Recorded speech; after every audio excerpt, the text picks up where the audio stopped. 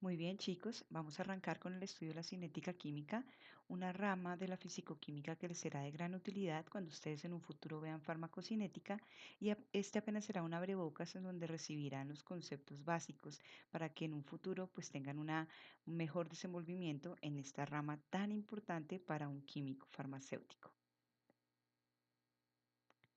La cinética química, como les dije, es una rama del conocimiento encargado en el estudio de los cambios de la concentración de los reactivos y los productos durante una reacción química y la relación de este cambio de la concentración en función del tiempo, ya que como vemos acá en la fórmula delta de concentración de A sobre delta de tiempo, es lo que en química llamamos velocidad.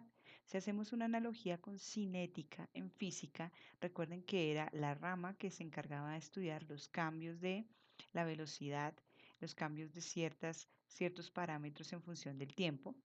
Y pues nosotros en química no tendríamos sentido hablar de un desplazamiento o de un movimiento, sino tenemos que ver cómo en función del tiempo cambia la concentración, ya sea de reactivos o de productos, cuando efectuamos un proceso químico.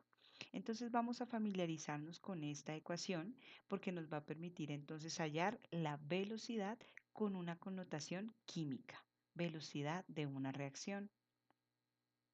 También vamos a empezar a potenciar nuestra capacidad para analizar gráficos, gráficos como los que les estoy mostrando en la pantalla. Aquí tenemos en el eje Y la concentración y en el eje X el tiempo. El tiempo puede estar en las unidades correspondientes a la medición en el experimento. Si son reacciones muy rápidas, podemos tener pues unidades de nanosegundos, segundos. Si son reacciones un poco más lentas, podemos tener horas, días, meses, que tal vez sería como el rango de tiempo que se utilizaría en farmacocinética. Recuerden que ustedes van a ver el efecto farmacológico de una sustancia a lo largo de el tiempo cuando un paciente pues consume la primera dosis y hay que ver pues qué ocurre dentro de su cuerpo y eso no necesariamente ocurre en segundos. Entonces, miremos el gráfico de la izquierda en azul. Vemos que la concentración está dada por una línea de color azul, la cual inicia con un valor específico en el tiempo cero. Como quien dice, la concentración inicial del reactivo es 0,4 molar y conforme avanza la reacción, pues esa concentración va a irse disminuyendo, pero no lo hace de manera lineal, ¿sí? Lo hace con un comportamiento pues exponencial, en este caso podemos verlo o logarítmico, vamos a entrar a estudiar. Y entonces, si queremos calcular la velocidad en química, definida como el cambio de concentración en función del tiempo, podemos hacer como en física, trazar una línea tangente a un punto. Por ejemplo, en este punto cortó la línea azul, trazamos esa línea y como es el cambio de la concentración en función del tiempo, estaríamos hablando de un cambio de Y sobre un cambio de X, es decir, hallamos la pendiente de la línea recta tangente a este gráfico y encontraremos la velocidad justamente de reacción en este punto, a este tiempo específico. Pero como les decía en la definición, la cinética química estudia los cambios de la concentración no solamente de reactivos. Ahora veamos cómo sería el estudio con respecto a un producto. Encontraríamos la gráfica de aquí de la derecha, en donde estamos nuevamente analizando la variación de la concentración en función del tiempo, que si ustedes lo meditan, lo reflexionan un poco, estos datos se pueden recolectar fácilmente en el laboratorio, saber cómo va aumentando la concentración de un producto en función del tiempo en que ha transcurrido el proceso de reacción. Es fácil intuir pues, que en el tiempo cero no tenemos nada de concentración del producto. Estas gráficas se parecen un poco a lo de analítica cuando estudiábamos que era equilibrio químico. Y pues esta concentración se va a ir incrementando conforme aumenta el tiempo porque el producto pues se está generando ahora en mayor concentración o en mayor cantidad. Si quisiéramos hallar el cambio en la concentración en función del tiempo, es decir, la velocidad de reacción en un punto, pues trazamos nuevamente una línea tangente a ese punto y con la pendiente de esa línea recta, pues entonces tenemos el valor numérico de la velocidad. Otro de los objetivos de la cinética química es estudiar la ruta o el mecanismo a través del cual pues, se ocurre o se lleva a cabo la reacción. y adicionalmente también estudiar esos factores que pueden modificar dicha ruta o dicho mecanismo. Yo creo que en química orgánica, sobre todo en la 2, les deben haber hablado en algunas reacciones muy específicas y hasta un poquito complicadas, cómo es el mecanismo por el cual ocurren y cómo nosotros como químicos podemos darnos una idea de cuál será el producto, cuál será el favorecido, cuál estéricamente sí, cinéticamente no. ¿Por qué? Porque los físico-químicos se han encargado a través de una experimentación muy meticulosa establecer o proponer cada uno de los pasos, ¿vale? Esto se hace en principio a la luz de los resultados experimentales, no solamente desde la teoría, no es solamente que el negativo ataca al positivo, sino que en principio todos los factores que pueden modificar la velocidad de una reacción en el mecanismo son estudiados a través de experimentos y luego se corrobora de manera, em, digamos que científica, si lo que yo observo es coherente con lo que yo propongo en el papel. ¿Sí? Hay reacciones que son muy rápidas, entonces es necesario estudiarlas cambiando factores como la temperatura o hay o reacciones que son extremadamente lentas, entonces se estudian bajo el efecto de la adición de una tercera sustancia que no participa en el proceso y que se llama un catalizador. Aquí, por ejemplo, les muestro una imagen de una solución de peróxido de hidrógeno, pero apenas agregamos una gota de sangre aparece esta espuma y esta espuma corresponde o es evidencia de la formación de oxígeno. Me explico, el peróxido de hidrógeno se descompone en oxígeno y agua, es una reacción muy lenta, pero cuando introducimos un catalizador es apreciablemente notable que ocurre la reacción debido a que ese catalizador acelera el proceso. ¿Por qué una gota de sangre? Porque en este caso la sangre tiene una enzima, y las enzimas recuerden que son catalizadores biológicos, que se llama la catalasa, y la catalasa entonces cataliza la descomposición de peróxido en ese gas que les comenté. Entonces veamos aquí un ejemplo ilustrativo de lo que es el concepto de la velocidad de reacción.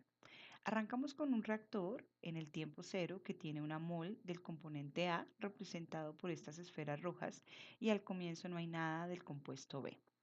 Esperamos que transcurran 20 segundos del proceso y vemos ya la aparición de esas esferas azules que dan cuenta de las moles de la sustancia B. O sea que estamos teniendo una cantidad de reactivo A y una cantidad de reactivo B. Ahora esperemos más tiempo, el doble.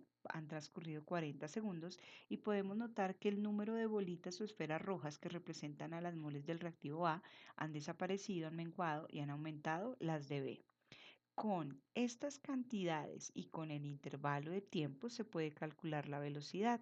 ¿Cómo? Recuerden que les había dicho que tiene una similitud en física, como si estuviéramos viendo el tiempo en que tardan en llegar o en convertirse ciertas cantidades en otras, ¿sí? Es como una carrera. Entonces, para determinar la velocidad, necesitamos es hacer un cálculo sencillo como el cambio de la concentración de ya sea A, en este ejemplo, o de B, en función del tiempo. En física, recuerden que un cambio es matemáticamente corresponde a la resta de la variable final menos la variable inicial. Estaríamos hablando que para el caso de A, como reactivo, su gráfica estaría descrita por esta forma, disminuyendo en función del tiempo. Miren que aquí hay más bolitas de A, menos bolitas y mucho menos en el episodio tercero. Y vamos a encontrar entonces que si hacemos una resta de, por ejemplo, concentración final de A a los 40 segundos, 0,30 moles, menos 0,54 moles, que eran las moles del tiempo inmediatamente anterior en A, dividido el delta de tiempo fue 40 segundos menos 20, en total pues eso me da 20 segundos. Esa resta me va a dar negativa. ¿Por qué? Pues porque obviamente miren la gráfica, la cantidad de A se va consumiendo, va siendo cada vez menor en función del tiempo. Si yo resto este número del anterior, pues es evidente que me va a dar negativo. Entonces, como no tiene sentido físico una velocidad negativa, se multiplica o se considera que es negativo ya que estamos considerando como sustancia para el cálculo un reactivo. Pero les decía que también se puede hacer el cálculo de la velocidad con el producto. El producto, su concentración va aumentando y esto es notorio en el ejemplo. En el caso final, 0,70 moles de B y en el caso inicial habían 0,46. ¿En qué intervalo de tiempo? En 20 segundos. Si hacemos la fórmula, aplicamos la fórmula, vamos a ver que nos va a dar un número positivo. Pero ojo, esta fórmula me permite calcular la velocidad del proceso. Yo no he hablado en ningún momento de la velocidad de A y la velocidad de B, porque A y B no tiene sentido si no estamos hablando del todo, que es una reacción química. Por eso numéricamente me debería dar lo mismo, ya sea aplicando la ecuación con los datos de la concentración de A o los datos de la concentración de el producto, que en este caso es B, pero este resultado me va a dar positivo, porque como vemos, pues al final vamos a tener siempre más moles que al comienzo, ¿vale? Para poder entonces considerar la velocidad de un proceso, recordemos que nos va a dar valores negativos si utilizamos la concentración que cambia para un reactivo y nos va a dar valores positivos si consideramos el delta de concentración, pero para un producto. El otro objetivo de la cinética química, pues es el estudio del mecanismo de una reacción. Los mecanismos se resumen de manera muy clara, asumiendo que la reacción ocurre como procesos o pasos individuales, en donde las moléculas involucradas chocan de una forma efectiva y se transforman en otra gracias al rompimiento de enlaces. En el mecanismo es importante especificar hacia dónde se mueven los electrones y qué enlaces están rompiendo para generar las nuevas moléculas. Miren, por ejemplo, aquí la imagen en fondo azul. Los mecanismos de reacción nos dan una idea estereoquímica de cada etapa, o sea, cada paso. Estereoquímica hace referencia al espacio en el sentido de la orientación geométrica que se requiere de las moléculas para que ocurra un cambio efectivo. El mecanismo nos permite también conocer la geometría y la forma de un complejo activado. Ya les voy a explicar qué es esto, cosa del complejo activado. Resulta que cuando yo tengo dos moléculas, no solamente estas dos van a reaccionar y generar unas nuevas o unos nuevos productos, sino que debemos garantizar que choquen y lo hagan con una orientación preferente o específica. ¿Sí? Para que, ¿qué? Como vemos en el mecanismo, para que, por ejemplo, haya movimiento de electrones, se rompa el doble enlace, bueno, todo este tipo de cosas. Si no lo hacen con la geometría o con la estereoquímica adecuada, pues simplemente no va a haber reacción química. En el momento que ocurre el choque, miren aquí este dibujito, se genera una sustancia intermedia que no se parece ni a los reactivos, miren que estos son los reactivos, ni a los productos. Es algo híbrido, por decirlo de alguna forma. Este compuesto híbrido es lo que nosotros conocemos, o bueno, lo que se conoce en físico-química como el complejo, no solo físico-química, en química como el complejo activado.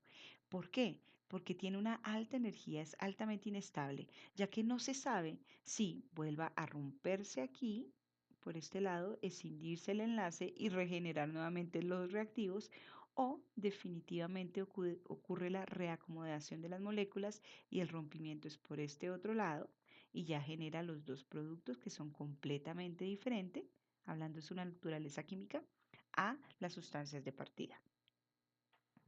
El mecanismo de reacción es un estudio que lleva años, ¿sí? Y de hecho tiene que estar avalada por muchos científicos. Entonces, me explico, digamos, una reacción de condensación aldólica, el mecanismo para ser conocido como tal vez se lo dijeron ustedes de su química orgánica, necesito que muchos grupos de investigación en diferentes lugares de la Tierra estudiaran, vieran con evidencia experimental que los pasos propuestos eran ciertos y toda la comunidad avaló ese mecanismo como verdadero.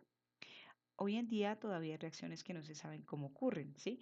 Hablamos de la parte bioquímica, todavía no se entiende muy bien cómo ciertas enzimas reaccionan con su sustrato y sigue siendo motivo de estudio de varias comunidades científicas.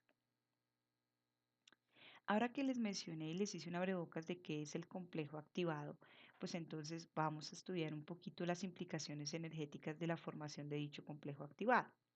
Imaginemos que tenemos dos reactivos. Estos dos reactivos se van a ir acercando y se van a ir rompiendo enlaces y generando los nuevos productos. En este sería el caso.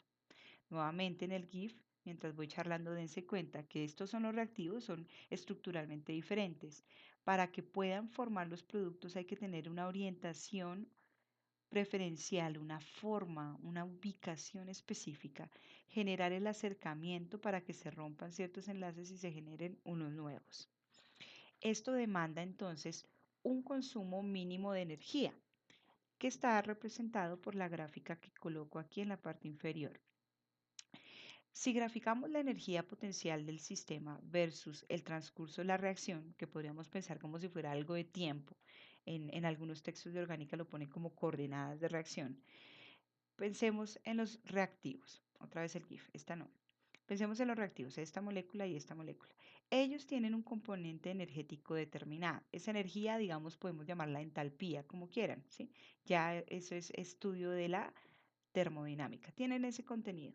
Pero los reactivos yo los quiero transformar en los productos. Miren aquí, ahorita en la parte superior, en estos productos. Aquí están los productos. Para lograr esa transformación, miren, hay que acercarse, hay que vencer la repulsión de las nubes electrónicas, hay que orientarse, hay que romper enlaces. Aquí este es el estado de transición, transition state. Eso demanda una tensión en cuestiones de energía y por eso vemos que aumenta aquí y llegamos a una cima. Esta cima está representando en donde se genera el estado de transición o el complejo activado y miren el contenido energético. Tiene más energía que los reactivos y obviamente tiene más energía de los productos. Es una situación de gran inestabilidad energética.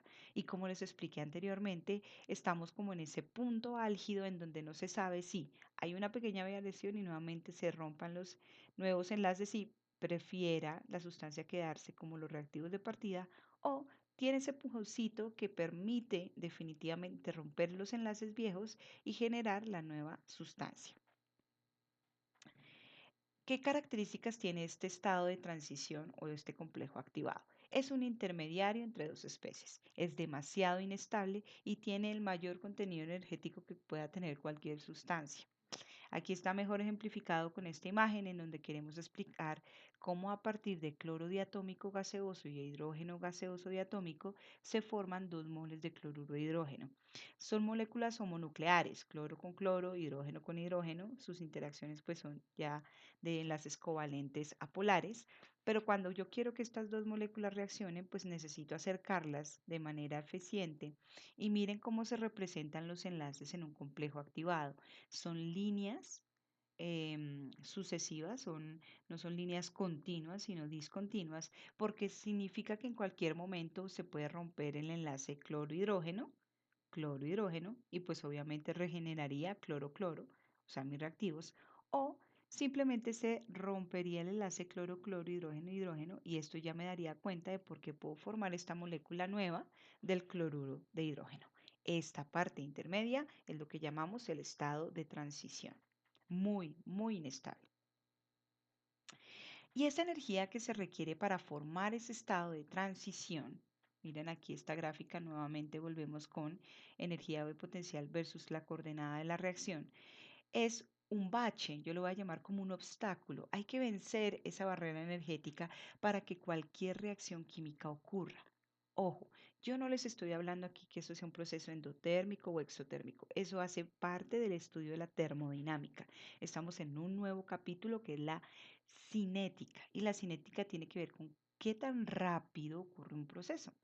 ¿Qué tan rápido ocurrirá? Pues dependiendo de la altura de esta barrera.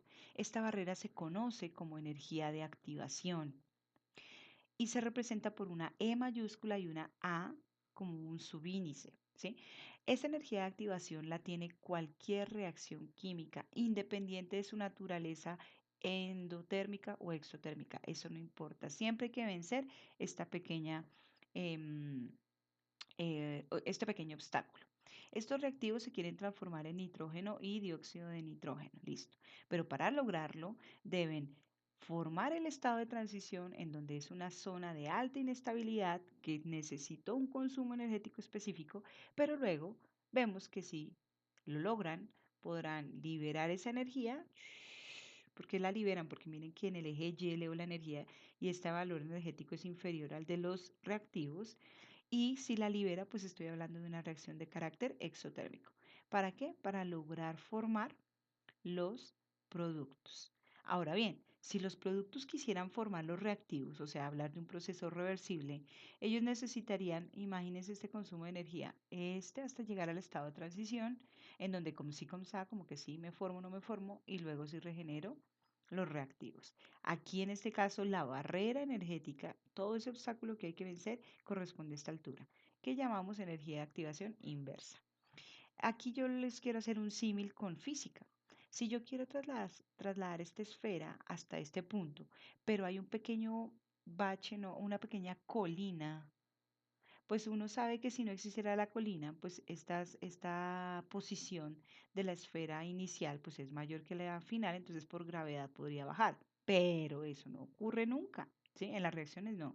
Hay que vencer esta pequeña colinita y ¿cómo? Yo la impulso, le doy un estímulo, salta como si fuera una bola de billar y luego cae. Esta primera barrera energética se conoce como energía de activación. Y si es energía, pues tiene unidades de energía. Normalmente las energías de activación se dan en kilojoule sobre mol. Y los experimentos que se hacen en cinética química son para cuantificar esa energía de activación. No hay un único valor. Dependiendo de la reacción, esta montañita será más alta que en otras. ¿Cuál reacción ocurriría más rápido? Aquella que tiene que vencer una alta colina o una colina muy pequeñita de energía. Piénselo. También, como estamos en un nuevo capítulo de fisicoquímica que es la cinética química, no quiero que la confundan con ciertos conceptos que ya estudiamos en el primer y parte del segundo corte relacionados con la termodinámica. Miren este diagrama, les estoy hablando de cómo transcurre o cómo cambia la energía de un proceso durante el progreso de una reacción. Aquí coloqué energía libre, también podría ser entalpía. Para que los reactantes se conviertan en productos necesitan vencer un pico que llamamos energía de activación. Listo. Si miramos al comienzo de estas gráficas, vamos a encontrar lo referente a la energía de los reactivos. La energía de los reactivos, recuerden que lo podemos calcular con las entalpías de formación. La energía de los productos. Recuerden que la energía de los productos también se pueden calcular con la energía, la entalpía estándar de formación o por ley de Hess o con alguna de las gráficas podemos despejar el delta de H de la reacción con la ecuación de Van Hoff. Ya vimos varias estrategias para calcular ese contenido energético íntimo de las sustancias. En estas secciones, miren que los coloqué en un recuadro amarillo, les estoy diciendo que es el objeto o es el dominio de la termodinámica, porque hablamos de la energía inicial y final, como lo que son las variables termodinámicas que les comentaba que no dependen del proceso, el transcurso, el mecanismo.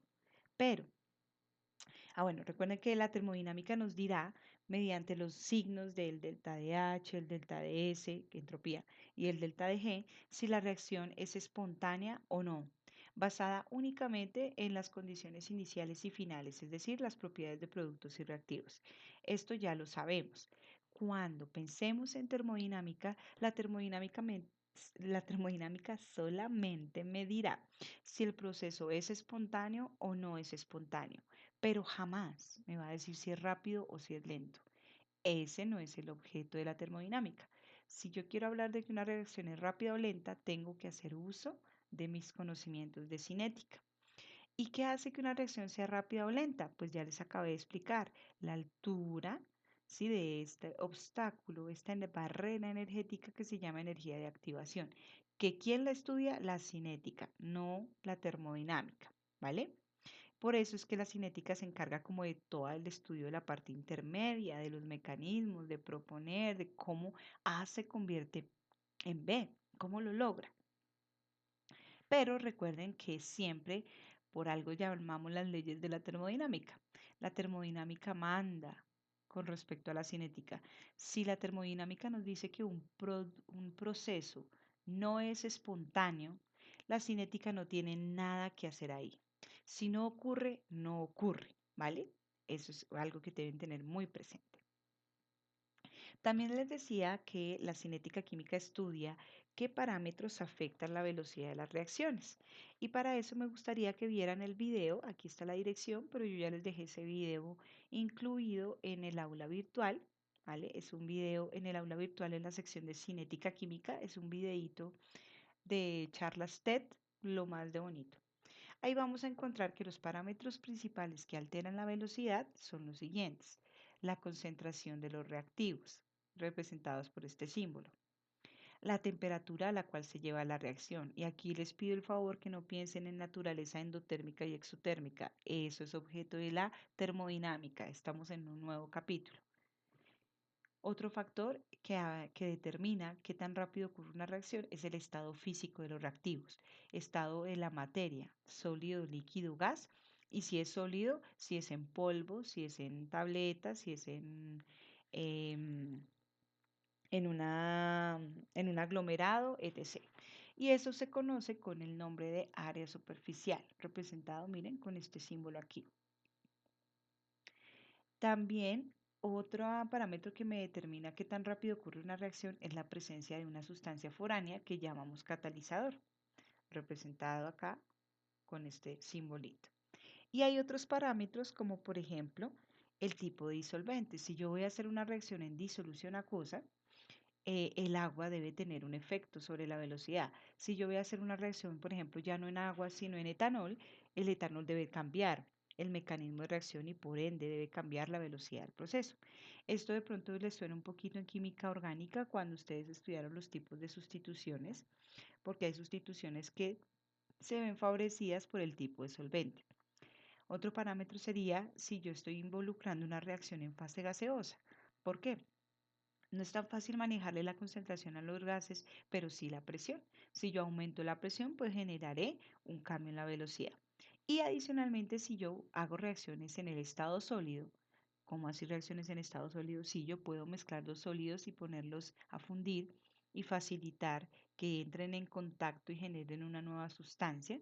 Entonces es importante lo que les decía, el tamaño de la partícula, si es un polvo, si es un aglomerado, si es un polvillo, ¿sí? Entonces eso tiene que ver con esa propiedad física, área superficial. Vamos a empezar a analizar de manera cualitativa cómo afectan cada uno de estos parámetros. El primero de ellos, la concentración. Imagínense que yo tengo mi reactor, aquí está representado por un cubo, pero si quieren imagínense un beaker, un Erlenmeyer, un reactor de alta presión, una olla express, bueno, lo que quiera. Si yo tengo ese reactor tiene un volumen específico, un volumen fijo. Entonces yo necesito, como les había dicho, que las moléculas llamadas reactivos, cuando entren en contacto con la otra molécula también reactiva, se encuentren, choquen, pero lo hagan de manera efectiva. ¿Cómo van a hacerlo de manera efectiva? Encontrándose con la disposición geométrica que sí permite el rompimiento de enlaces. Aquí tengo el monóxido de nitrógeno para reaccionar con el ozono. En los dos casos superiores vamos a ver que la colisión dice aquí inefectiva. ¿Por qué? Porque no ocurrió con el ángulo que se requiere para que este átomo de oxígeno de la molécula de ozono se aparte de sus amiguitos y pueda generar el dióxido de nitrógeno y el oxígeno. Aquí simplemente chocan, pero no necesariamente un choque significa reacción química. Entonces, no solamente es aumentar la concentración para que estén más aglutinadas, por decir, más aglomeradas, más pegadas las partículas como Transmilenio en hora pico cuando no había pandemia, sino necesitamos tener esa ubicación preferente. Miren, este sería el último caso. El monóxido de nitrógeno se encuentra con un ángulo diferente con la molécula de ozono y solamente bajo estas condiciones es que hay ruptura de uno de los átomos de oxígeno con respecto a sus dos compañeros en la molécula de ozono y genera el oxígeno gaseoso.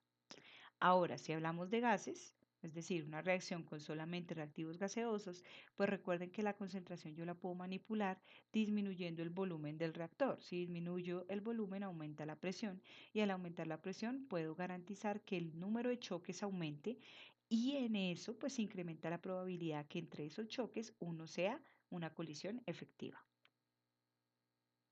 El otro parámetro que afecta la velocidad de la reacción es la temperatura. Recuerden que todas las moléculas tienen una energía cinética promedio pues propia, ¿no? Pero si yo coloco un agente externo, como por ejemplo una fuente de calentamiento, pues lo que estoy haciendo es de manera externa agregando esa energía que les permite incrementar su velocidad y al aumentar la velocidad, pues van a aumentar el número de choques. Y si aumenta el número de choques, aumenta la probabilidad de que estos sean efectivos y por ende, pues que haya transformación química. Aquí vuelvo y recalco, no vamos a hablar que, profe, que es que yo calenté, pero esta reacción era exotérmica, o sea que se devuelve. No, no estamos hablando de termodinámica. La mejor conclusión que les puedo dar es que para aumentar la velocidad de una reacción hay que incrementar la temperatura. Hablo de la velocidad, ¿sí? No de que sea espontánea o no espontánea. Si yo quiero que ocurra más rápido, simplemente métale candela a esa cosa y con toda seguridad vamos a tener mayor velocidad. El otro parámetro que les decía era sobre si las reacciones ocurren en qué estado de la materia. Obviamente, si ocurren entre gases, la reacción va a ser mucho más rápida porque la difusión, los choques, pues van a ser mucho más facilitados. En el estado líquido también hay reacción química y ya el disolvente pues ejercerá su acción. En el estado sólido, ahí vamos a tener ciertas limitaciones y se llaman limitaciones difusionales.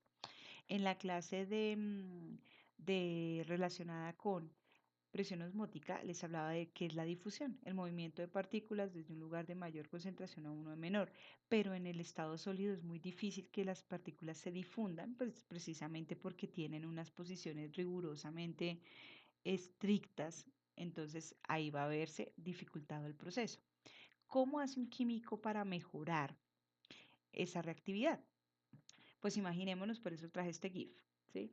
Imaginémonos un reactivo sólido. Y ese reactivo sólido lo voy a colocar en un medio acuoso donde está el otro reactivo. El sólido está representado por este cubo en donde las partículas pues están muy unidas. ¿Quiénes son las más reactivas? Las de la parte externa, porque ahí es donde pueden interactuar con el solvente representado en color azul clarito y se los pueden llevar, ¿sí? Entonces las externas siempre van a ser las partículas más reactivas. Ahora, si yo divido o si yo pulverizo, si yo corto, si yo, ¿cómo es que usted le dicen? Lo llaman triturar, a veces le dicen moler, listo. Si yo disminuyo el tamaño de este cristal en unos más pequeños, pues ¿qué voy a encontrar? Que entre más pequeño significa que más posibilidad hay de que todas estas partículas externas reaccionen. Miren, si yo parto el grano en otros subgranos, ahora son más partículas externas las que pueden llegar a interactuar con la sustancia reactiva que está en el medio de disolución. Esa disminución del tamaño del grano es lo que se llama disminución del tamaño de partícula. Y cuando yo disminuyo el tamaño de partícula, aumento el área superficial. ¿Sí? Me explico rápidamente. Si yo tengo un cubo, ese cubo tiene 6 caras expuestas. Pero si luego a ese mismo cubo lo divido en dos, voy a tener alguna cosa como esta. Yo soy re mala dibujando. Estoy hablando de el mismo cubo, ¿no? El mismo. Este tenía aquí 6 caras expuestas. Cada cara tiene un área, entonces voy a poder calcular el área superficial de esas 6 caras. Pero si a este cubo yo lo disgrego, lo muelo, lo trituro y lo parto por la mitad, entonces aquí voy a hacer de cuenta como si esto fuera un cuchillo y lo divido entre dos. ¿Qué voy a generar? Dos cubos, pero recuerden que cada cubo tiene 6 caras. ¿Qué estoy haciendo? Incrementando el área superficial porque ahora hay más caras expuestas. Entre más fino sea el tamaño, más posibilidad tenemos de reaccionar con la sustancia externa, ¿sí? Y esto tiene una explicación muy importante en las formas farmacéuticas. Por ejemplo, hablemos de para tratar una indigestión, un malestar estomacal. Uno puede ir por el sal de frutas, que es en polvo, o uno puede ir por un Alka-Seltzer. El Alka-Seltzer está como tableta efervescente, el sal de frutas luvas está como, ya hablé hasta de la marca, está como polvo. Si miramos el proceso de disolución, que es un proceso físico, pero ahí hay reacción química porque cuando entra en contacto con agua libera CO2. ¿Cuál de los dos es más rápido?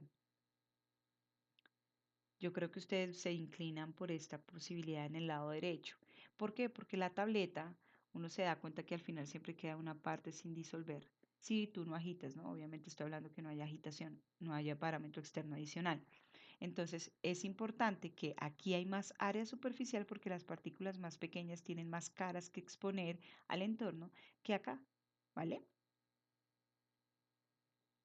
El otro parámetro que les decía es la introducción de una sustancia externa que se llama catalizador. Por definición, un catalizador es una sustancia que aumenta la velocidad de reacción, no la disminuye. Esos me estresan cuando ven en unos blogs o en unas páginas de internet que dicen el catalizador puede aumentar o disminuir. No, eso es falso. El catalizador siempre aumenta la velocidad de la reacción, pero no participa en la reacción. O sea, uno no puede decir que el catalizador sea un reactivo o que un catalizador sea un producto, jamás. El catalizador, si yo incorporo al inicio 1 miligramo de catalizador, al final voy a tener 1 miligramo de catalizador, pero ocurrió reacción química. El catalizador debe salir enterito, sin consumirse. Él lo único que va a hacer energéticamente es este efecto. Entonces, estos dos son los gráficas, como ya les habían mencionado, energía potencial versus transcurso de la reacción. Aquí están los reactivos con un contenido energético en Y específico de energía. Los reactivos deben superar la barrera energética llamada energía de activación para transformarse en productos. Miren acá, los reactivos se encuentran a una altura, hablo en la lectura del eje Y, o sea, de energía superior a la energía de los productos. Como la energía de los reactivos es mayor que la energía de los productos, significa que la energía no se crea ni se destruye, se debió haber liberado o perdido. Por ende, este esquema nos habla de una reacción de naturaleza exotérmica. Miremos el de la derecha. Aquí los reactivos tienen un contenido energético específico, que lo leo en el eje Y. Como cualquier reacción química, deben superar ese obstáculo, esa montañita, colina llamada energía de activación para transformarse en los productos. En el eje Y leo la energía de los productos. Veo que la energía de los productos es mayor que la energía de los reactivos. Significa que este es un proceso de naturaleza endotérmica. Bien, eso recuerden que es objeto de la termodinámica. Ahora vamos a ver el objeto de la cinética, que es la parte intermedia. Aquí está la energía de activación para cada una de estas reacciones, pero lo que se sabe es que cuando se incorpora un catalizador, miren que aquí dice E'(A), ya les voy a contar qué significa eso. Cuando se utiliza un catalizador, ahora lo vamos a ver con las líneas de color rojo. El catalizador no altera el contenido energético inicial de los reactivos. El catalizador no altera el contenido final de los productos. El catalizador lo que hace es disminuir la altura de la montañita. Y esto se traduce en que la reacción va a ocurrir, pero va a ocurrir más rápido, porque ahora el saltico que tiene que pegar es mucho menor. Y por eso se llama de una E'(A), o sea, una energía de activación modificada. La de la reacción ya estaba dada, digamos, no sé, 20 kilojoules pero cuando se incorpora un catalizador, esa energía de activación puede ahora ser simplemente 12 kilojoules mol. Disminuyó, y el hecho de haber disminuido solamente la energía de activación, mire que no la entalpía, pues significa que el proceso ocurre más rápido. Ahora, acá para la reacción endotérmica, el catalizador no altera la energía inicial de reactivos, el catalizador no altera la energía final de los productos, solamente altera la altura o el contenido de la energía de activación para formar el complejo activado. ¿Cómo lo altera? Lo disminuye. Tenemos una E' de activación inferior a la energía de activación inicial. Esto es lo que explica por qué el proceso se hace más rápido después de incluir un catalizador. Y de acuerdo al estado de la materia en la cual se encuentra el catalizador, vamos a tener tres tipos de catálisis. En inorgánica de pronto habla, bueno, de pronto no, estoy segura, debieron haberles hablado de los complejos metálicos que son muy famosos, ¿sí? El rodio, el platino, el paladio, el cobalto, forma bastantes complejos de este tipo. Y estos complejos, dependiendo de pues, el tipo de ligantes que se coloquen, que normalmente son de naturaleza orgánica, pues los hace solubles en solventes orgánicos. Estos catalizadores o estos complejos, como tienen un metal, y normalmente estos metales de transición tienen habilidades estupendas para romper enlaces carbono-carbono, para hidrogenar, para generar reacciones de, ahora se me olvidó, transferencias de hidruros, de radicales metilo, entonces son excelentes catalizadores. En este ejemplo, estoy colocando dos moléculas de un aldehído y estas dos moléculas se condensan. Esta reacción es muy lenta, pero cuando se introduce, miren, dice aquí el 1% en moles de catalizador, la reacción se puede ocurrir de 1 a 3 minutos con un 99% de eficiencia. El catalizador, ojo, no hace la reacción más eficiente, o sea, el catalizador no altera el rendimiento. El rendimiento ya está dado por la termodinámica. El catalizador lo que hace es aumentar la velocidad, la hace mucho más cortica. Y como el catalizador está disuelto en un medio orgánico y obviamente los aldehídos también tienen que estar disueltos, o ellos son líquidos y lo disuelven a él, o ambos están, por ejemplo, en éter o en alguna sustancia polar, pues entonces hablamos de una catálisis homogénea. Homo igual. ¿Igual qué? Igual estado de la materia. El catalizador está en el mismo estado de la materia que los reactivos. Desventajas de la catálisis homogénea, como al final genera el producto y todo está líquido, pues ¿cómo recuperamos el catalizador? Demanda ya unos procesos de purificación un poco más arduos, ¿sí? Un poco más cansones. Hay que, no sé, destilar, decantar, bueno, decantar no, sí, bueno, por decantación, por diferencia de densidad, que es lo que se me ocurre ahora. Hay otro tipo de catálisis que de hecho es mi objeto de estudio. Yo realicé mis estudios doctorales en esta rama de la físico-química, en donde se utiliza un catalizador, pero es un catalizador sólido. Y la ventaja es que tú puedes colocarlo en reacciones que involucren o reactivos gaseosos o reactivos líquidos. Aquí el catalizador está representado por esta superficie, porque estamos hablando que es sobre la superficie del sólido donde ocurren los procesos. Dependiendo de con lo que yo haya hecho el catalizador, pues voy a tener, por ejemplo, aquí grupos OH, o voy a tener aquí carbonos oxigenados, etc., según mi necesidad. Pero ¿cuál es la ventaja? Que el catalizador me va a permitir que haya un contacto, una absorción de las sustancias reactivas y lo hacen de una vez con la geometría que yo necesito. Sobre la superficie se rompen los enlaces de los reactivos y se regeneran los nuevos con el reactivo vecino para dar cuenta a la formación de los productos, como lo pueden ver esta imagen. Ventajotas de la catálisis heterogénea, pues que yo después, cuando ocurra la reacción, puedo recuperar mi catalizador, por ejemplo, con solamente una filtración. Va a ser mucho más sencillo. La catálisis heterogénea también tiene altos porcentajes de selectividad, entonces yo puedo generar el producto que yo quiero, ¿no? Un montón de subproductos. Y también pues agiliza, como cualquier catalizador lo hace, la velocidad de la reacción. Hay otro tipo de catálisis que se llama la catálisis enzimática. La catálisis enzimática yo creo que ya lo han estudiado en bioquímica, que tiene que hablar o que tiene que ver en que el catalizador es una enzima. Recuerden que las enzimas son de naturaleza proteica. Y hay un modelo, el modelo de la llave y el candado. ¿Por qué? Porque son tan específicas que tienen una forma para que solamente reaccionen con un sustrato o un tipo de sustrato, ¿no? Porque a veces puede ser un poquito más general. Y la ventajota de la reacción enzimática es que es demasiado selectiva. La homogénea y la heterogénea jamás ha llegado a los niveles de especificidad que sí logra la catálisis enzimática. Lo complicado, pues como ustedes ya se imaginan, es tratar con sustancias de naturaleza biológica, entonces se afectan por el pH, por la luz, por la temperatura, se desnaturalizan, entonces requiere una tecnología un poco mayor y sobre todo un gran entrenamiento científico para trabajar con ellos, pero es hermosísimo. Ya contándoles como los parámetros que se pueden manipular o que los químicos podemos manipular para hacer una reacción de mucho más rápida, pues entonces vamos a entrar a ver como la parte cuantitativa. Recordemos que la velocidad de reacción se define como matemáticamente esa pendiente de la línea tangente de una gráfica de concentración versus tiempo. y que yo puedo calcularla, la velocidad del proceso, ya sea con la información de las concentraciones de los reactivos o la información de la concentración de los productos. Pero así como en física, porque me imagino que ustedes alcanzaron a hacer algún laboratorio en física, en donde se determinaba la velocidad midiendo los desplazamientos de un carrito o de algo que se pudiese trasladar en función del tiempo, teníamos el concepto de la velocidad instantánea. Esta gráfica no es lineal, es una curva, lo que quiere decir que si yo trazo diferentes líneas tangentes, pues voy a tener diferentes pendientes de esas líneas tangentes.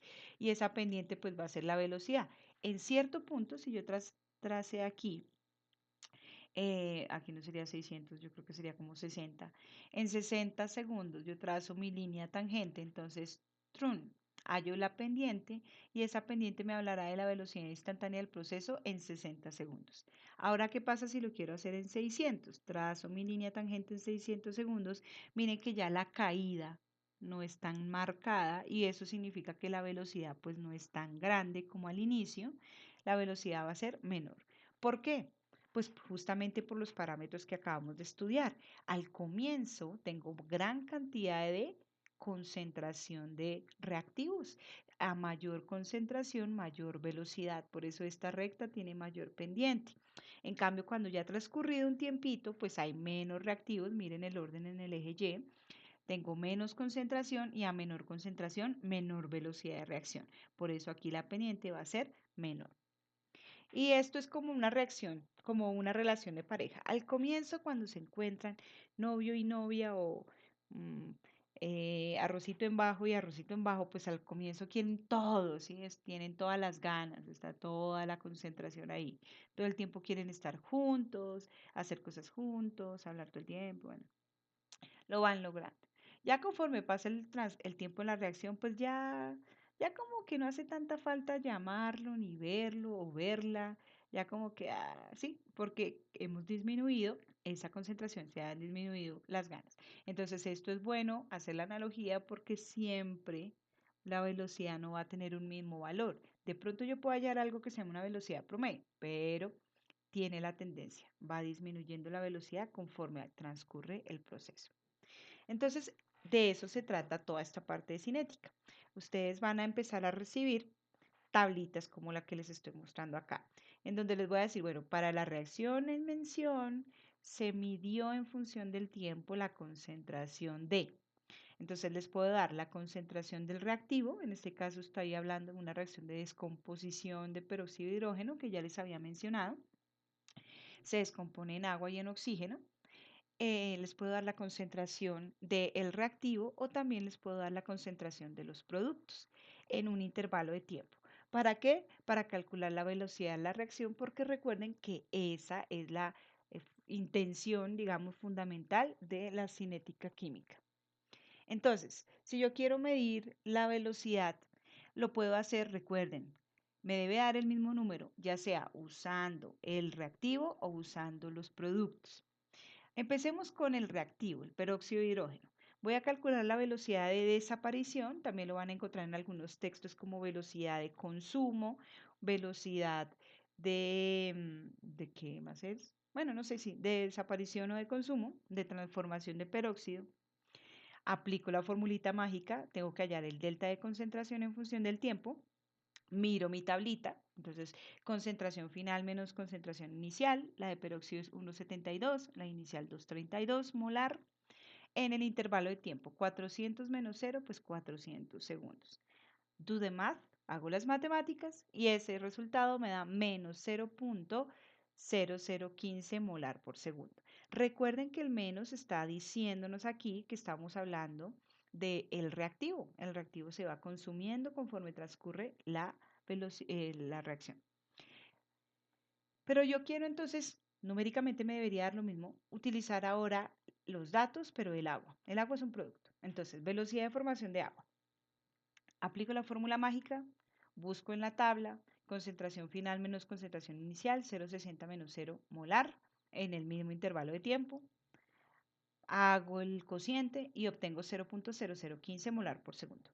Y uno ya como que dice, sí, lo que la cucha Mónica dice es cierto, miren que numéricamente me da el mismo valor de la velocidad. Lo daña el signo, pero es que el signo me está representando que aquí tomé la información de un reactivo y que aquí me da positivo porque tomé la información de un producto. Todo funciona bien. Ahora escojamos el oxígeno. Vamos a hablar de la velocidad de formación o la velocidad de generación, la velocidad de producción de oxígeno. Aplico la fórmula mágica. Para el caso del oxígeno, en el tiempo final es 0,30 molar, al tiempo inicial pues no había nada de oxígeno en el mismo intervalo de tiempo. Pero aquí pucha, ¿qué pasó? Aquí el cociente me da 0,00075 molar por segundo. Ah, miren las unidades de velocidad, ¿no? Velocidad en química. Concentración sobre tiempo. Aquí no me vayan a poner qué metros sobre segundo. Si me pone la M minúscula, mejor devuelvo hacia física, bueno, porque esto es química. ¿Por qué no me dio lo mismo que antes? Miremos la ecuación. Miren que la relación molar entre peróxido y agua es 1:1, pero la relación molar entre peróxido y oxígeno es 1/2. Y este número, 0,0075, es la mitad de 0,0015. Les dije que por definición yo estoy hallando la velocidad de la reacción. O sea, debería darme la misma independiente de la sustancia que yo escoja. Por eso entonces hay que hacer unas pequeñas modificaciones. Las modificaciones son las siguientes. Voy a calcular la velocidad, estoy en el mismo ejemplo, no se me pierdan, estoy con el mismo ejemplo, solamente puse colores para ayudar a entender qué es lo que hay que hacer. La velocidad la puedo calcular con el peróxido de hidrógeno, sí, pero recuerden que el resultado me da negativo. Entonces, ¿qué hago? ¿Se acuerdan que les había hablado de multiplicar por -1? Si yo multiplico por -1, soluciono todo ese problema. Para el caso del agua, la velocidad de la reacción la puedo calcular con el agua, sí, y no hemos visto mayor problema. Pero para el caso de la velocidad de reacción con el oxígeno, ahí sí hay un pequeño problema por el coeficiente estequiométrico. Entonces, ¿cómo lo soluciono? Para los datos del peróxido ya hicimos este cálculo, solucionamos multiplicando por -1. En el caso de lo agua no hay problema, pero se ha encontrado que si yo multiplico el cambio de concentración en función del tiempo para un reactivo en donde su coeficiente estequiométrico no es 1, lo que puedo hacer es multiplicar por el inverso de su coeficiente estequiométrico. Resulta que el inverso de 1/2 es 2. Y el 1/1/2 me da 2. Y ya miren que con eso tengo la misma velocidad. El valor numérico es el mismo. ¿Por qué? Porque estoy hallando la velocidad de la reacción. ¿Cómo se resume eso para cualquier reacción en general? Para cualquier reacción general, A más B produce C más D.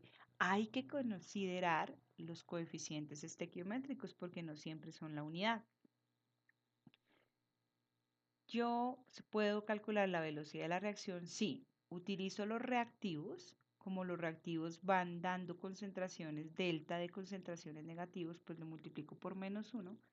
Pero siempre habrá que multiplicar antes que nada por el inverso del coeficiente estequiométrico. Mírenlo acá. A minúscula es el coeficiente estequiométrico. Para los reactivos se multiplica por menos el inverso del coeficiente estequiométrico y luego si hago el cambio de la concentración en función del cambio de tiempo. Si yo quiero calcular ahora la velocidad pero con los productos, entonces tendré que no multiplico por -1, no hay necesidad, pero sí multiplicar por el inverso del coeficiente estequiométrico y luego el cambio de la concentración en función del tiempo.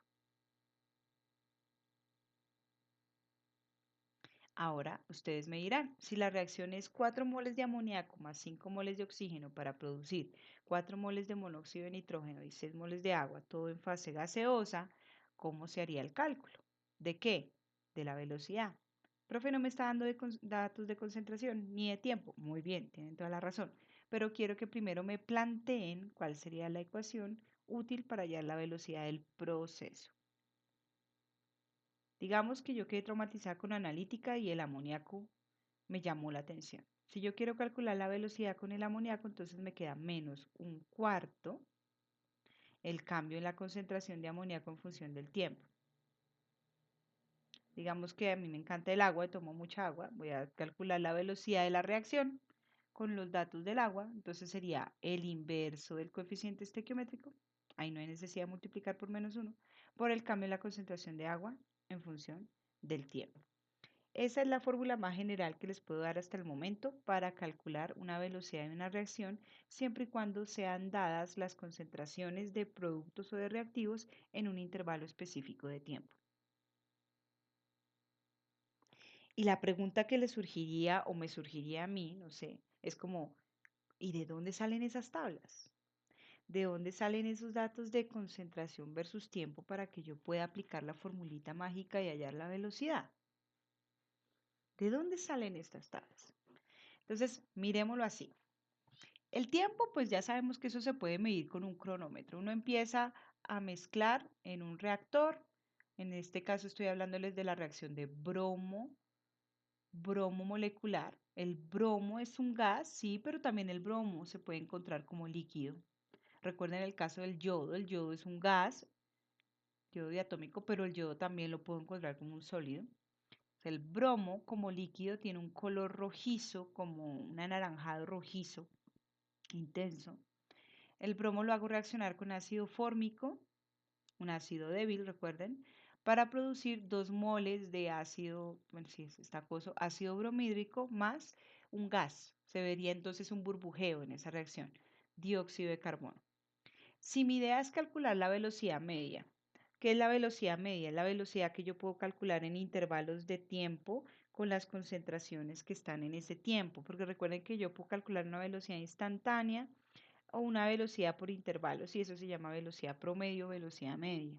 Yo quiero calcularla, pero la pregunta es, ¿y de dónde salieron estos datos de concentración de bromo? No sé, así me lo dio la tabla, listo.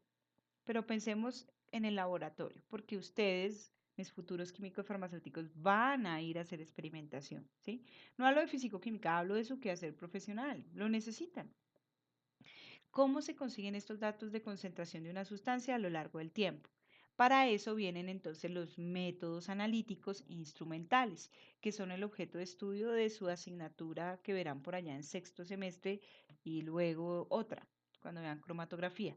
Los métodos más básicos para medir la concentración están ligados a la interacción de la luz con la materia y eso se llaman los métodos colorimétricos o mejor, métodos espectrofotométricos. Ustedes en química inorgánica hicieron la síntesis de hidroxiapatita y debieron haber determinado la concentración de fósforo, si no estoy mal, por espectrofotometría, ¿sí? Para los que vieron analítica, incluso un poquito antes, alcanzaron a hacer la determinación de hierro en una tableta y la hicieron por permanganometría, pero yo también podría haber medido la cantidad de hierro por espectrofotometría. ¿Cómo? Pues aprovecho que las sustancias tienen color. Si tienen color, se ha establecido que esa coloración entre más intensa es porque mayor concentración tiene la sustancia en la solución. Resulta que en la reacción de aquí arriba, el bromo les dije que es un líquido, ¿sí? Y tiene un color rojizo, tiene un color como anaranjado. Entonces, por eso es que podríamos hacer la reacción, digamos, en un beaker de 250 mililitros. Coloco una buena cantidad de bromo, una buena cantidad de ácido fórmico y empiezo a que transcurra. En el tiempo cero, tomo la primera alícuota de mi solución de bromo y la mido en el espectrofotómetro y así sé la molaridad con la cual yo arranco mi proceso. Luego le agrego el ácido fórmico y espero que pasen 50 segundos. Cuando pasan 50 segundos, tomo una alícuota y la mido en el espectrofotómetro. El espectrofotómetro, recuerden que no me da la concentración directamente. La lectura que él hace es de una variable que se llama absorbancia, pero a través de la aplicación de la ley de Lambert-Beer se puede establecer la relación directa entre concentración y absorbancia. Y esa parte me gusta porque esta ecuación es re sencilla, es el abecedario. A es igual a ABC, donde C es la concentración, A es la absorbancia, es la medida que me da el equipo, y AB son unas constantes, ¿sí? Una que se llama el coeficiente de absortividad y el otro es la longitud del paso óptico o el paso óptico de la celda, que normalmente se utilizan celdas prismáticas y se sabe que el paso de la celda es de 1 centímetro cuadrado. Entonces ahí no hay problema. Ahí se aplica la ley de Lambert-Beer. Y voy despejando a través de la absorbancia, voy despejando los valores de la concentración. Listo, dejé mi reacción. Recuerden que dije que un vaso de 250 mililitros. Luego saco otra alícuota a los 100 segundos. Una alícuota muy pequeña. Recuerden que en las celditas eso no se coloca absolutamente o nada, es un volumen muy pequeño. Y mido la absorbancia. Con la absorbancia es la concentración. De ahí salió este valor de concentración. Y así sucesivamente. Lo que les estoy mencionando es un experimento de cinética, ¿sí? Un experimento que me permite recolectar esos datos. ¿Para qué? Para saber la velocidad de una reacción y para saber otros tipos de parámetros que ahorita les voy a comentar cuáles son. Otra manera que yo podría hacer para realizar el seguimiento, ¿sí? Control de la concentración de una sustancia en función del tiempo durante una reacción química sería un método volumétrico. Aquí no nos funciona mucho, pero igual quiero dejárselos en el tintero. Ustedes podrían ir titulando el ácido fórmico, es un reactivo. Podrían saber cuánto ácido fórmico colocaron al comienzo y cada vez que pase un tiempo sacan una alícuota y la titulan. Un ácido débil lo puedo titular con un ácido fuerte. Y recuerden que de este procedimiento saco una molaridad, o sea que podría colocar no aquí bromo, sino ácido fórmico. Lo que pasa en este caso específico de la reacción que les estoy mostrando, es que el ácido fórmico es un reactivo, pero miren que también se me está formando ácido bromídrico. Entonces, cuando yo saque una alícuota, no tengo seguridad si estoy titulando los hidronios del fórmico o los hidronios del ácido bromídrico. Por eso, pues aquí no tendría como mucha aplicación, pero quiero dejarles el concepto y que lo mediten porque eso sí es muy funcional. Y el otro método que nos serviría para este caso es, miren, en esta reacción se libera un gas que es dióxido de carbono. Y no lo libera porque sí, siempre se cumple la estequiometría. Una mol de bromo produce una mol de dióxido de carbono. Entonces, si tuviésemos un sistema de recolección de gases, como el que en algún momento les mencioné en el primer corte, cuando hablábamos de la presión de la columna, la presión hidrostática y todo eso, si yo conociera perdón, si yo pudiera recolectar el volumen de CO2 producido durante un proceso a una presión conocida, bueno, presión conocida no, esa se calcula, a una temperatura conocida, pues entonces yo puedo, por la ecuación de PV igual a nRT, despejar las moles de CO2. Y una mol de CO2 es una mol de bromo, y de ahí también saco estos datos que están en la tabla. Pero recolectar un gas con una probeta en agua es difícil, pero les cuento que ya existen instrumentos como estos, ¿sí? Que son unos sensores de presión. Por favor, miren aquí donde está el láser en la parte inferior. Es como parece una calculadora, yo siempre le digo como una calculadora. Este sensor se conecta por una RS232, yo creo, un mecanismo ahí a este dispositivo. Y lo que hace es, yo puedo poner a hacer mi reacción aquí, en este vasito. Y el gas que se genera, pues genera presión. Este sensor la mide. Me dice acá en función del tiempo, ¿no? A los 2 segundos, 5,56 milímetros de mercurio. A los 30 segundos, no, ya ahora es 15,8 milímetros de mercurio. Y voy yo graficando los datos en mi hojita de Excel, luego aplico PV igual a NRT y como les dije, ya supremamente bien. Entonces, miren que todo esto no es teórico.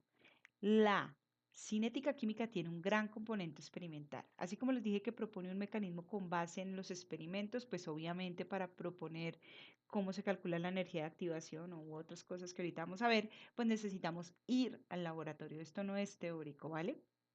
Con estos datos, entonces, ¿qué podemos hacer? Pues los cálculos que les acabé de enseñar. Delta de concentración en función del tiempo, delta de concentración en función del tiempo, delta de concentración en función del tiempo. Y miren lo que vamos obteniendo. No son siempre el mismo valor, recuerden, ¿no? No es que siempre digan, ay, la velocidad es 8. No, ojo. ¿Por qué? Porque si yo grafico esos datos en función del tiempo, voy a obtener la famosa curvita que les estaba hablando antes.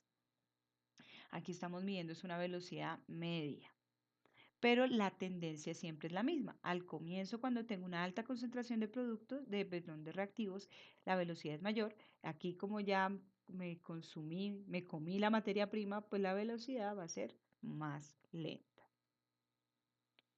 Y les decía entonces que vienen a esta parte del curso en la que se van a enfrentar ¿con qué? Con datos. Y hay que ver qué hago yo con esos datos. La reacción de descomposición de peróxido de hidrógeno la van a encontrar en cualquier texto, es el típico ejemplo, pero como estamos apenas aprendiendo, a mí no me da pena usar el típico ejemplo de catálisis, no, de cinética. El peróxido de hidrógeno se descompone en oxígeno, media mol gaseoso y vapor de agua. Bien, alguien fue y hizo la medición de estos datos en función del tiempo. ¿Cómo pudimos haber obtenido una concentración de peróxido? Recordemos su química analítica. El peróxido es una sustancia que se utiliza mucho en ecuaciones, bueno, más que ecuaciones, en reacciones redox. El peróxido se puede titular con permanganato, por ejemplo, permanganato de potasio. Entonces, estas concentraciones se pudiesen haber obtenido por una volumetría redox. Primero que todo, si yo les doy unos datos así, vamos a calcular los deltas de tiempo. Pero entonces, fíjense acá. Al comienzo les estoy dando 1, 2, 3, 4, 5, 6, 7, 8 datos, pero cuando hacen los deltas ya no tienen 8 datos, tienen 7, porque es T2 menos T1, T2 menos T1. Me salen N menos 1 datos. Tengo que los intervalos son homogéneos, 400 segundos. Vamos a calcular los deltas de concentración. Reitero, les doy 8 datos de concentración, pero cuando hagan los deltas de concentración de peróxido, pues obviamente van a obtener únicamente 7 menos. Y negativo porque es un reactivo. Listo. Para calcular la velocidad, entonces la fórmula dice multiplique por menos 1 y el inverso del coeficiente estequiométrico. Pero el inverso en este caso, el inverso de 1, pues es 1. Por eso nos daba como si solamente multiplicáramos por menos 1. Aplicando la fórmula del delta de concentración del peróxido en función del tiempo, pues voy a hallar para cada uno de estos intervalos, mírenlo aquí, para cada uno de estos, este me da un dato de velocidad, este me va a dar otro dato de velocidad, pues voy a obtener esta información. Recuerden que quedó positivo porque apliqué que es menos 1 sobre 1, el inverso del coeficiente estequiométrico. Eso significa este menos que estamos viendo acá. Bien. Y pues como lo pueden ver, miren acá hacia abajo, la velocidad cada vez está siendo menor. Bien. ¿Para qué son estos datos? Yo no. Nosotros como científicos queremos obtener información de la cinética de una reacción para predecir, para tener un modelo que me permita, matemático, modelo matemático que me permita predecir en algún momento cuál será la velocidad. Digamos, a alguien le interesa conocer cuál será la concentración de peróxido, ¿sí? ¿Cuál será la concentración de peróxido cuando hayan transcurrido 3.500 segundos de la reacción? ¿Cuál será esa concentración? ¿Cuánto peróxido tendré? ¿Sí? Y entonces, pues uno diría, pues siga extrapolando eso. Mira, a ver, pero ¿cómo lo extrapolo? Si ya vimos que esta ecuación, más bien, perdón, que esta gráfica, cuando grafico concentración en función del tiempo, no me da una línea recta. Ustedes no pueden empezar a hacerme una regla de 3. Si a 800 la velocidad era 0.0080, ¿cuánto será 3.500 segundos? No, no porque no sigue una línea recta. Como no sigue una línea recta, recuerden que podemos hacer unos artilugios matemáticos para buscar una relación entre tiempo, concentración, velocidad, que me dé una ecuación de la línea recta. ¿Por qué? Porque si me da ese comportamiento, yo prácticamente ya sé hacer esto con los ojos cerrados, hallar la ecuación de la línea recta y poder simplemente decir, oiga, cuando y vale 3.500, estoy diciendo algo por molestar, chicos, ¿cuál será el valor de x? Y no tener que ir al laboratorio, ahorrarme una buena cantidad de tiempo. Eso sería fantástico, ¿no? Y de hecho, eso es lo que se hace, eso es lo que se busca. Un modelo matemático, un modelo predictivo. No importa, bueno, al final si vemos que no es lineal, pues bueno, no es lineal. Pero siempre intentamos tener una ecuación para predecir valores en un futuro sin necesidad de ir al lab. Entonces, ¿qué posibilidades tenemos para esta reacción de descomposición del peróxido de hidrógeno? Pues a mí se me ocurrió esta. Dice que intentar con intentar cosas uno no pierde nada. Yo grafiqué la concentración molar de peróxido en función del tiempo. A ver qué pasaba. Y pues se cumplió la teoría, es una curva.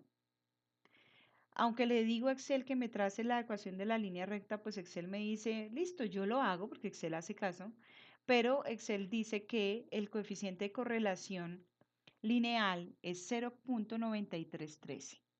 Recuerden que yo les dije en clase cuando hablamos de la ecuación de Van Hoff que el R cuadrado, para indicarme que hay una directa correlación entre los datos ajustados a una ecuación de grado 1, debería darme lo más cercano a 1, a la unidad. R cuadrado debería dar 1. Ustedes dirán, bueno, da 0,9. Sí, pero es que es obvio, miren la forma. Eso no es un comportamiento lineal. La otra gráfica que se me ocurrió hacer, bueno, las otras dos gráficas que se me ocurrieron hacer fueron estas. Como yo ya obtuve la velocidad, pues grafiqué la velocidad en función del tiempo, ¿sí? Y baila. Nuevamente, una curva. El R cuadrado, peor, miren, en este caso el R cuadrado que me bota Excel, 0,9215, o sea, peor.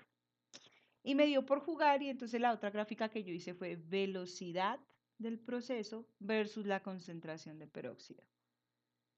Porque recuerden que la concentración de peróxido va cambiando y la velocidad también, o sea que yo puedo hacer esta gráfica. No me da una línea recta, ¿no? Y ahí, perdón, no me da una línea horizontal, o sea, porque siempre tengo valores diferentes de velocidad y de peróxido. Y resulta que al graficarla, miren que sí me da una línea recta. Y el R cuadrado es lo más de hermoso. R cuadrado 0,9949. Me está indicando entonces que al hacer este gráfico de velocidad en función de la concentración del reactivo peróxido de hidrógeno, tengo un comportamiento al cual le puedo sacar una ecuación y me puede ser muy útil. ¿Sí? Yo puedo decir cuál es la velocidad del proceso cuando mi concentración de peróxido se acerca a cero. Cuando ya casi no tengo peróxido, ¿cuál será la velocidad? De aquí la puedo sacar. Y eso, chicos, es lo que se busca en cinética y se llama una ley de velocidad o una ecuación de velocidad. Ojo, porque eso depende de cada reacción. Para la reacción de descomposición del peróxido de hidrógeno, de chiripa me dio que cuando grafiqué la velocidad en función de la concentración de peróxido, obtuve una línea recta. Una línea recta. O sea que yo puedo proponer esta ecuación. Velocidad es igual a la constante de proporcionalidad, a una constante, recuerden que siempre les hablé constante, por X. ¿Quién está en X? La concentración de peróxido. ¿Y cómo? Veo que es lineal de una vez, yo puedo decir pues que tengo una ecuación de la forma y es igual a mx más b, pero donde el punto de corte ¿cuánto es? Cero, porque imposible que a 0 molar de peróxido yo tenga alguna velocidad, ¿cierto? Entonces yo ya sé que el punto de corte es cero. Esto que ven aquí por eso está el título, es lo que se conoce en cinética como una ecuación cinética o en otro texto ecuación de velocidad o también lo van a encontrar como ley de velocidad. Yo voy a manejar los tres términos de manera indistintiva durante todo el discurso. Entonces, no es que esté hablando de cosas diferentes. A veces digo ley de velocidad o a veces digo ecuación cinética, pero estoy hablando de lo mismo. ¿Qué me permite una ecuación cinética? Una ecuación cinética me permite saber cómo la concentración de un reactivo altera o influye en la velocidad de un proceso. Y dependiendo de la potencia, porque aquí me dio que era grado 1, pero yo puedo tener aquí cualquier otra potencia, me puedo ver cuadrada, cúbica, me demostrará entonces ese efecto que tiene la concentración sobre el cambio de la velocidad. Importantísimo, ustedes no pueden deducir teóricamente una ecuación cinética o una ley de velocidad. Hay que ir al laboratorio, hay que recopilar o recolectar los datos de concentración en función del tiempo y construir, por ejemplo, las gráficas que les mostré antes, para empezar a matemáticamente deducir una relación. Por eso es que también hago énfasis en que esta ecuación cinética se llama una ecuación empírica. Recuerden que empírica hace relación a los experimentos, en donde se va a ver relacionada la velocidad de la reacción con la concentración de, ojo, aquí sí tengo que ser muy clara, de los reactivos que participan en la reacción.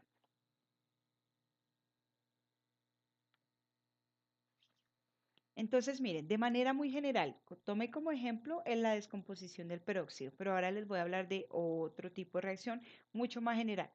La reacción de A más B produce P.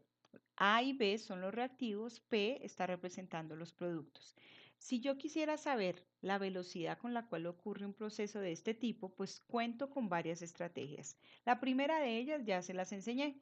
La velocidad es igual a menos, porque voy a utilizar la información de los reactivos, menos el inverso del coeficiente estequiométrico, que en este caso sería 1, menos 1 sobre 1 por el delta de concentración del reactivo A sobre el delta de tiempo. Listo. Esto si utilizo la información del reactivo A, pero si yo utilizo la información del reactivo B, pues hago la misma cosa. Menos el inverso del coeficiente estequiométrico por el cambio del delta de concentración de B en función del tiempo. Eso me permite hallar la velocidad. Listo. Pero necesito así como los datos experimentales, ¿verdad? Ahora vamos a hablar de un modelo matemático que yo puedo usar para predecir esa velocidad de mi proceso. ¿Haciendo qué? Uso de lo que acabamos de ver.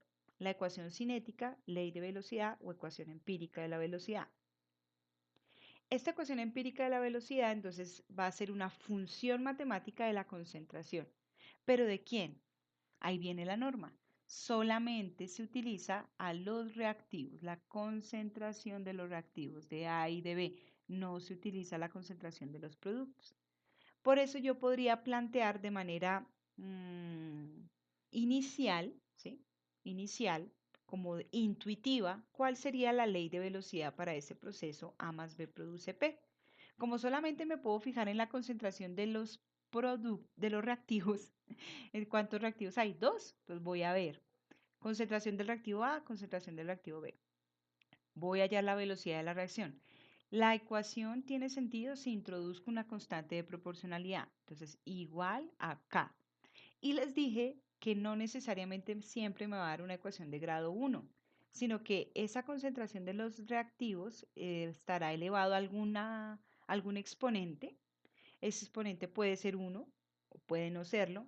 Entonces, cuando no sabemos qué es, pues le colocamos unas letras. Normalmente en los textos de físico-química colocan M y N, pero ustedes pueden colocar las otras letras que quieran. ¿Qué significan esos exponentes M y N? De manera rigurosa, en cinética, son lo que se llaman órdenes de reacción. Órdenes, sí, vamos a hablar de ese concepto. Me están indicando qué tanto afecta la concentración, en qué medida, para qué, para dar una velocidad de reacción. Si yo tengo una potencia o un exponente igual a 2 y aquí tengo una molaridad de 0,1, significa que la concentración de A, 0,1, la elevo al cuadrado y ese resultado es mucho más grande, lo que quiere decir que A afecta de una manera muy, muy importante a la velocidad del proceso.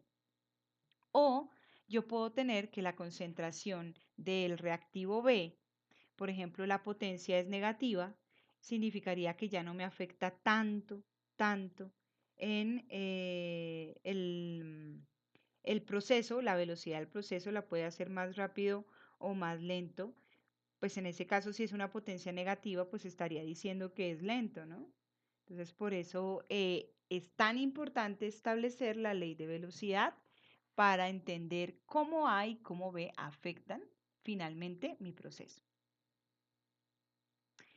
Bueno, eso aquí es como el resumen de lo que les acabo de decir.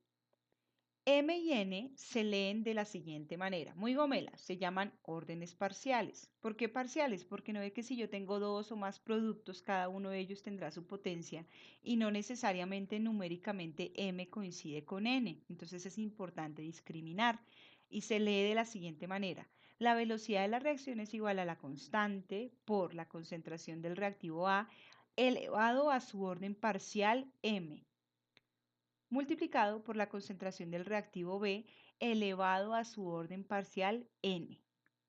Son diferentes y se llaman así, orden parcial con respecto a A, orden parcial con respecto a la sustancia B. Pero hay una operación adicional que hay que hacer.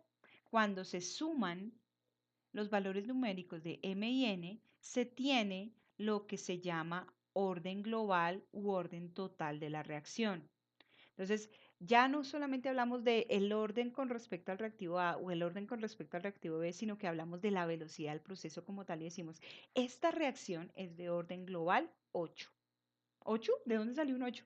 Pues de haber sumado M más N. No sé cuánto vale M, cuánto vale N, pero el orden global es 8.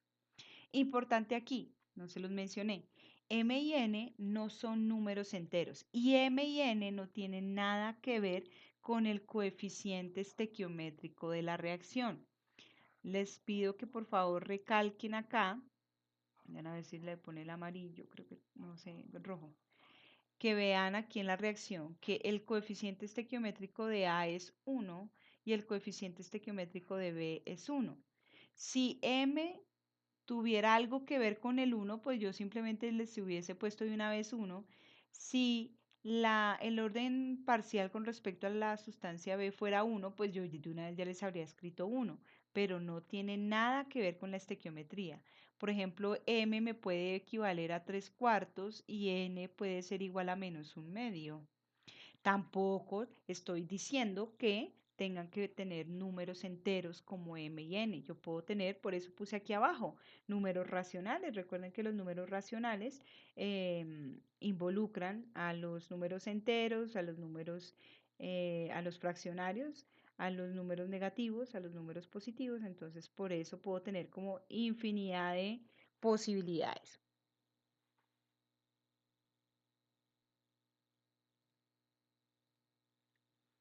Adicionalmente, ¿qué significa esta K? Yo les dije constante de proporcionalidad, pero esta constante tiene nombre propio y se llama una constante de velocidad o constante cinética, también tiene ese nombre. Y la constante de proporcionalidad tiene unidades. Y porfa, aquí sí necesito que me presten mucha atención, porque como estoy despejando la velocidad, recuerden que la velocidad debe tener unidades de concentración en función del tiempo. O sea, estas son las unidades de la velocidad. Si aquí tengo una concentración de A, pues digamos que la concentración yo la voy a dar en molar, listo. Esta concentración de B también va a estar en molar o alguien me preguntaba alguna vez, profe, ¿siempre es molar? No, yo les puedo dar concentraciones en partes por millón, molalidad, fracción molar, todo eso se los puedo dar, ¿sí? Pero como está elevado aquí a una potencia, yo necesito, muy importante, ojo con eso, que la constante me unifique todas estas unidades de tal manera que el resultado de la constante de K siempre me dé unidades de una velocidad. Velocidad, molaridad por segundo, molaridad por día, parte por millón por hora, siempre. Entonces, aquí sí va a ser muy, muy necesario que ustedes consideren esta ayudita que les voy a dar. La constante de velocidad tiene unidades. ¿Cómo le vamos a calcular esas unidades a la constante? De esta manera. Ustedes hacen las operaciones, bueno, no importa, porque acá yo la puedo despejar haciendo una división y bueno, pasando esto a dividir y ya. Pero las unidades que debe tener son, corchete aquí está representando concentración. Unidades de concentración, que pueden ser en molaridad, partes por millón, molaridad, normalidad, la que a ustedes se les ocurra. Elevado, esto es un exponente, elevado a la 1 menos, siempre es 1 menos, m más n, que dijimos que era m más n, el orden global. Por eso aquí tengo acá. Las unidades de la constante K serán las unidades de la concentración que me haya dado el ejercicio elevado a la 1 menos el orden global. ¿Qué otra unidad tiene K? Hay que hacer una división y acá abajo van a ir las unidades de tiempo. Recuerden que las unidades de tiempo, como les había insistido antes, pueden ser segundos, minutos, horas, nanosegundos, bueno, lo que venga a su mente, días, meses, años. Entonces, esas están consideradas en esta formulita mágica para que ustedes tengan muy presente que la unidad llamada K, perdón, que la constante K o constante cinética sí tiene unidades y sí hay que escribirlas, porque si no, no hay coherencia con el resultado del despeje de esta velocidad.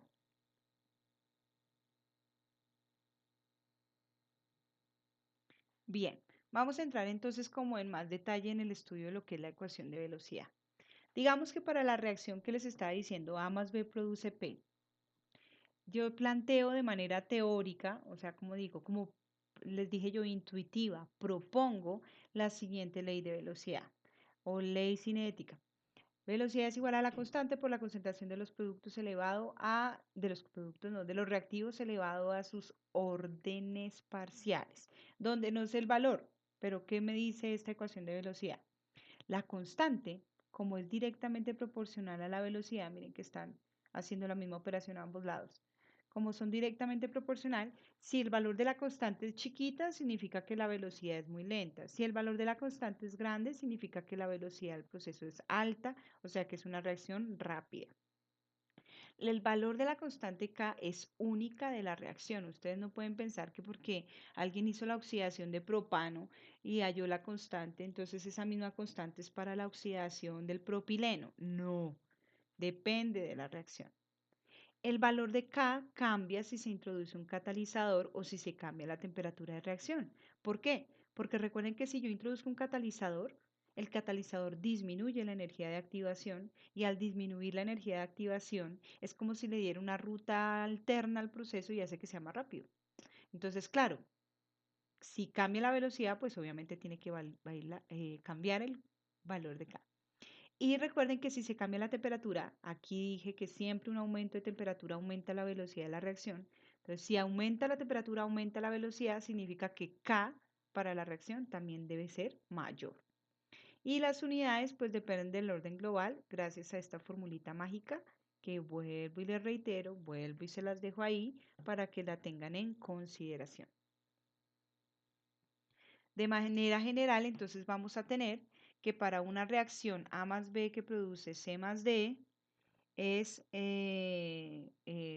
podemos plantear de manera teórica que si me dan los datos experimentales de las concentraciones y el tiempo, pues hacemos la formulita que inició con esta explicación, menos el inverso del coeficiente estequiométrico por el cambio en la concentración en función del tiempo, o puedo plantear la ley o ecuación de velocidad, sabiendo que la velocidad, miren, aquí estoy diciendo que tengo todas estas opciones para calcular la velocidad, incluyendo la ley de o ecuación cinética, miren.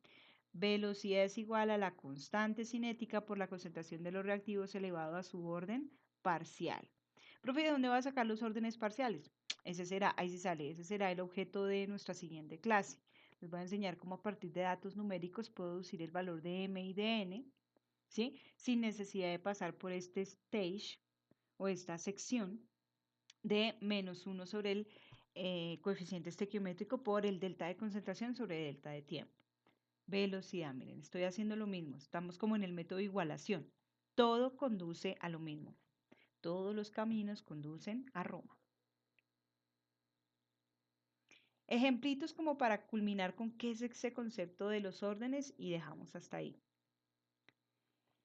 Wilhelm, que fue el papá de la catálisis, y de hecho el papá de la catálisis enzimática, se dio cuenta que cuando colocábamos un disacárido como la sacarosa en agua con un pequeño cantidad de hidrogeniones, o sea, como quien dice hacer una catálisis ácida, se generaba la hidrólisis del disacárido en sus monómeros o monosacáridos constituyentes, fructosa más glucosa. Estas mediciones a mí me sorprenden porque estamos hablando, no sé, como del siglo XVII o XVIII y fueron como muy precisas. Conducen primero a proponer de manera, ojo lo que estoy diciendo, suponer, proponer una ley de velocidad, yo la propondría de la siguiente manera.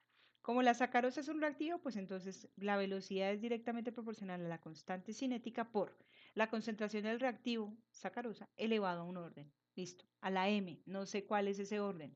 Puede ser 1, puede ser 0, no sé, la coloco.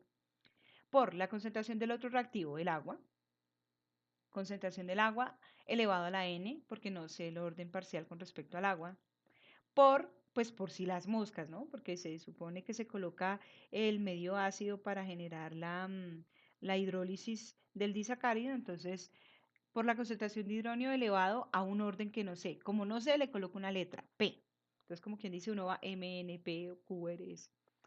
Bien, pero entonces Wilhelm va al laboratorio y mide la velocidad, o sea, mide el tiempo, mide las concentraciones, calcula la velocidad y se da cuenta, porque recuerden que la ley de velocidad es empírica, y se da cuenta que realmente esta ecuación sigue esta forma.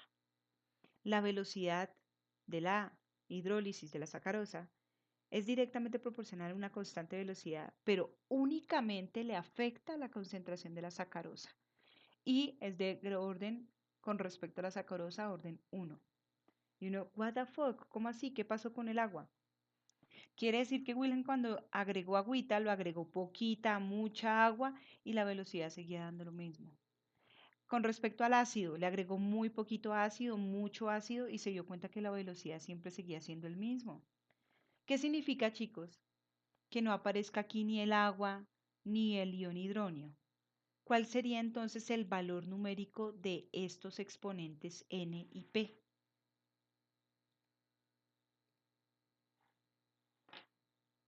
Les recuerdo, en matemáticas cuando yo tengo un número elevado a la cero, ese siempre me va a dar la unidad. Entonces significa que aquí está el agua, pero el agua su orden era 0. Aquí está el hidrógeno, pero su orden era 0. Por eso es que no aparecen en la ley de velocidad. ¿Por qué? Porque es una ley empírica. Hay que ir al laboratorio para corroborar la forma matemática de esa expresión de la ley de velocidad. La hidrólisis de sacarosa únicamente depende de la concentración de sacarosa, no del agua, no de cuánto ácido le agregue. En conclusión, tenemos entonces que es una reacción de orden 1 con respecto a la sacarosa, y si hay que hallar el orden global, pues como el orden con respecto al agua es 0 y el orden con respecto al hidrógeno es 0, pues el orden global de la reacción es 1 más 0 más 0 igual a 1. Veamos otro ejemplo. La formación del yoduro de hidrógeno, porque este es un gas, así se llama, no es ácido yodhídrico, cuando está gaseoso es yoduro de hidrógeno, a partir de hidrógeno y yodo molecular y gaseoso. Podemos proponer, intuir una ley de velocidad de la siguiente forma. Velocidad es igual a la constante por la concentración de los reactivos, hidrógeno, elevado a un orden que no sabemos cuál es, por la concentración del otro reactivo, yodo, elevado a un orden, no sabemos cuál es. Cuando se va al laboratorio y se hacen las mediciones correspondientes, se valida ese modelo y se dice, oiga, mire, esto es lo real. La velocidad de esta reacción depende de la constante, depende de la concentración de hidrógeno elevado a la 1 y depende de la concentración de yodo elevado a la 1. En este caso, solamente validado por la experimentación, M y N coinciden. ¿Cómo se lee esto? Se dice que es una reacción de orden 1 con respecto al hidrógeno, es una reacción de orden 1 con respecto al yodo, pero el orden global, ¿cuál sería? Sumar los exponentes, 1 más 1. Entonces, el orden global de esta reacción es 2.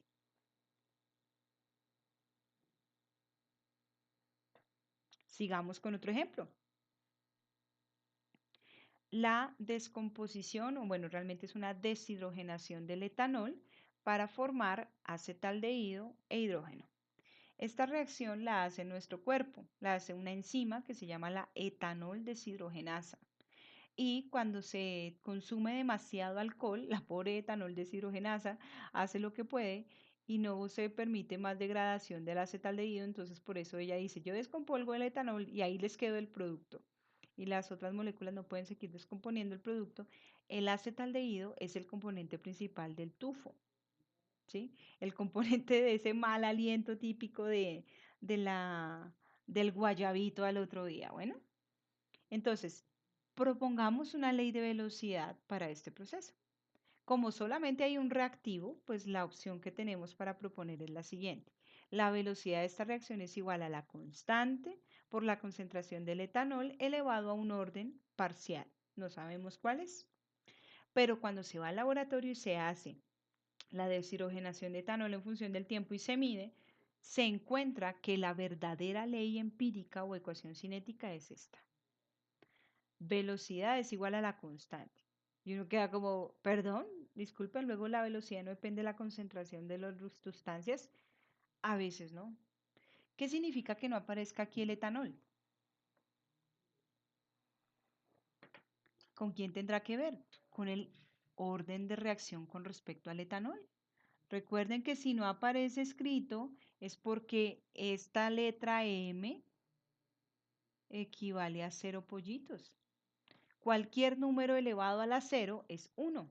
Por eso entonces estaríamos diciendo que es una reacción de orden 0 con respecto al etanol y tiene un orden global igual a 0.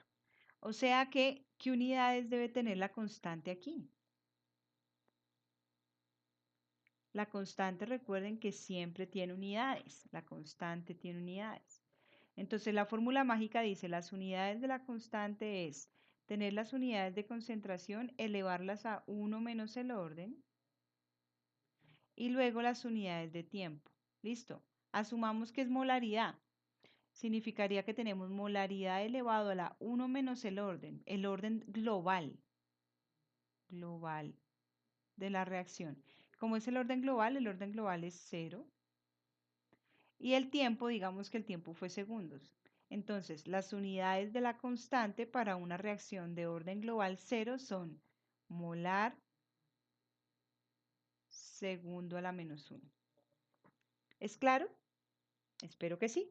Si no, pues pueden hacer un ejercicio mental o en sus casas como cuáles serían las unidades para una constante cuando la reacción es de orden global 0, orden global 1, orden global 2, orden global 3, etc.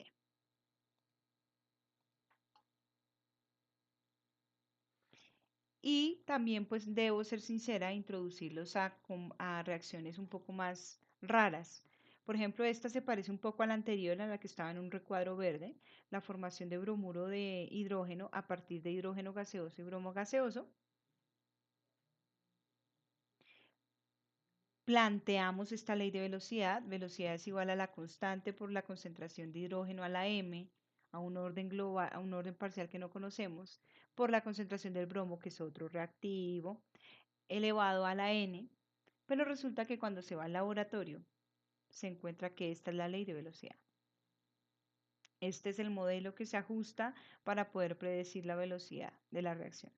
¿Por qué? Porque hay que considerar que existen reacciones de orden complejo.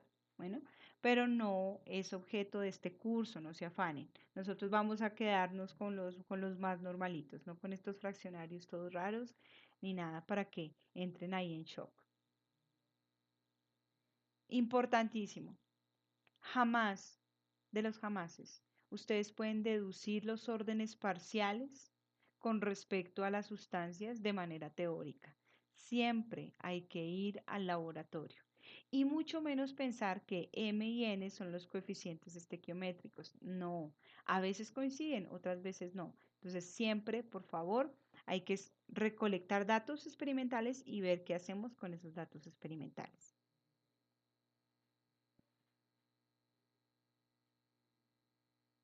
Imaginémonos entonces la siguiente reacción.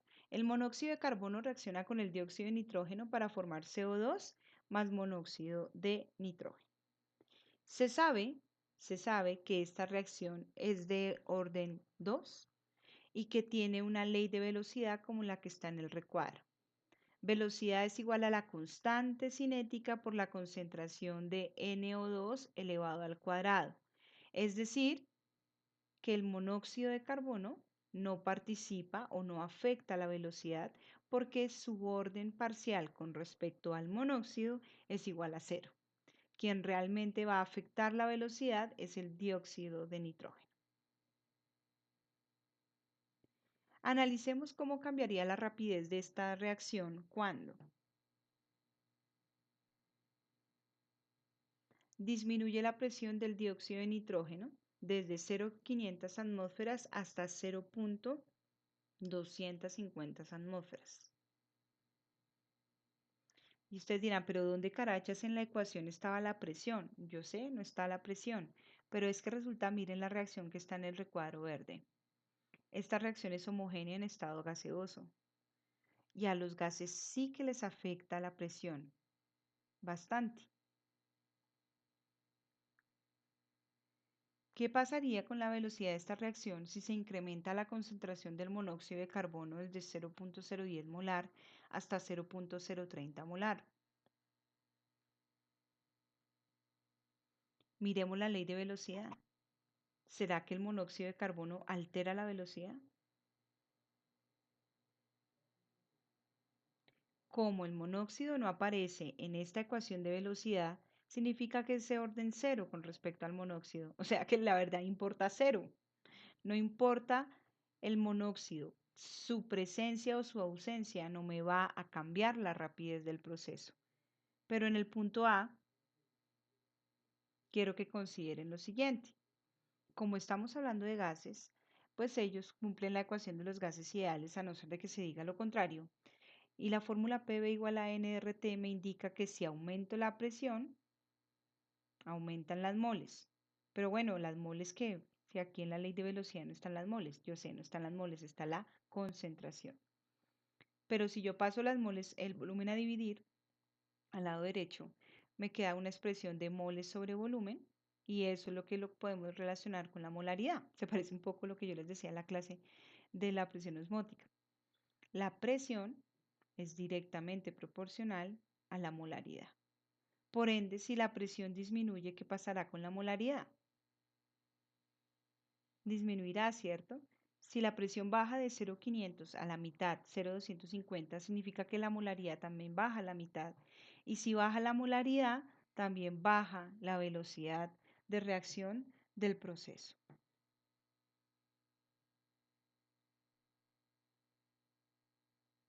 Este sería un ejercicio típico de cinética.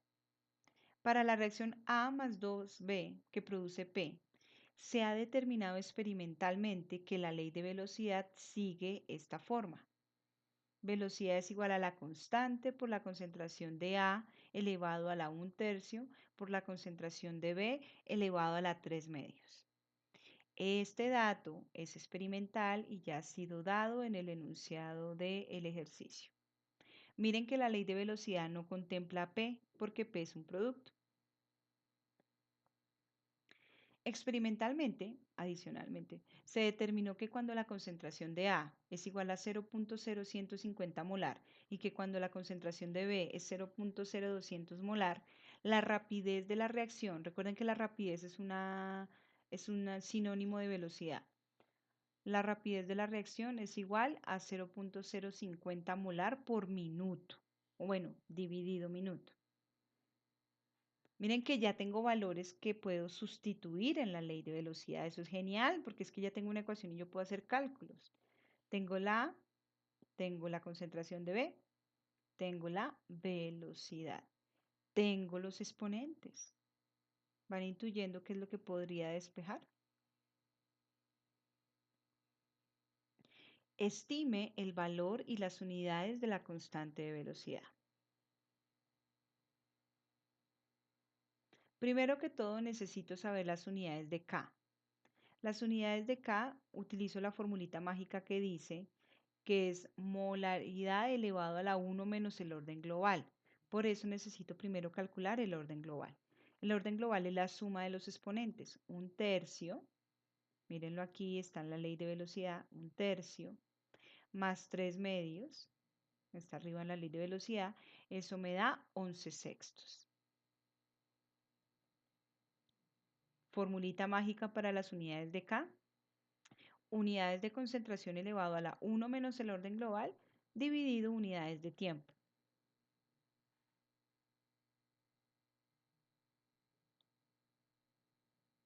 Haciendo el reemplazo me queda unidades de molaridad. ¿Por qué? Porque en el enunciado me hablaban que las concentraciones de A y B estaban en molaridad. Entonces por eso coloqué aquí la molaridad. Molaridad elevado a la 1 menos 11/6. Eso da molaridad elevado a la menos 5/6. Unidades de tiempo, como miren que la velocidad me daban que era molar sobre minuto, pues significa que las unidades de tiempo deben ser las mismas, minutos. Y me queda entonces este corchetico como las unidades de K. Ahora, ¿de dónde saco el valor numérico de la constante K? De hacer un despeje. Como ya tengo la ley de velocidad o la ecuación empírica, la que está aquí en amarillo, y tengo todos los valores menos el de K, pues la concentración de A y la concentración de B, así tengan potencias, exponentes, están multiplicando la constante K. Las paso a dividir. Me queda velocidad dividido la concentración de A a la 1/3 por la concentración de B a la 3/2 y reemplazo los valores que me están dando. La velocidad es 0,05 molar por minuto, las concentraciones son 0,0150 y 0,0200 molar respectivamente, las elevo a su orden parcial y matemáticamente nos da que la constante K es 71,68, pero ustedes no me pueden dejar solamente el número. K tiene unidades. ¿Qué unidades? Pues con la formulita mágica en azul ya las despejamos en la parte superior y las coloco. Molar a la menos 5 sextos por minuto.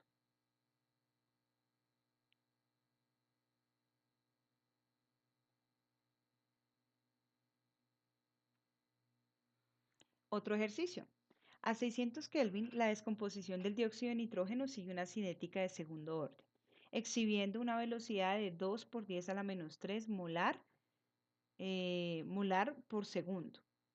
¿Cuándo qué? Cuando la concentración del dióxido de nitrógeno es 0,080 molar. Entonces, miren, ahí ya me están dando varios datos. Cinética de segundo orden significa que el orden global de esta reacción es 2. Me dan la temperatura, pero recuerden que la temperatura es un dato para indicarme el factor temperatura para que ocurra lento o rápido esta reacción. Me dan la velocidad de la reacción. Me dan la concentración inicial del dióxido de nitrógeno. Ahora pues miro la reacción balanceada y me doy cuenta que es una reacción que solamente tiene un reactivo. Entonces, bien, este es el reactivo y tengo la molaridad. Los productos ni los miro cuando estoy hablando de ley o ecuación empírica de la velocidad. A. Escriba la ecuación o ley de velocidad. Bueno, como me dicen que es de orden 2, entonces yo puedo decir que la velocidad de la reacción es igual a una constante cinética por la concentración del reactivo elevado al cuadrado. Esa es mi ley de velocidad. B. Determine el valor de la constante de velocidad. ¿Cuáles son sus unidades? ¿De dónde voy a sacar el valor de K? Pues miro los datos. Miren que me dieron la velocidad, me dieron un valor de concentración de dióxido de nitrógeno. Sé que es de orden 2. Pues lo único que me resta es despejar K.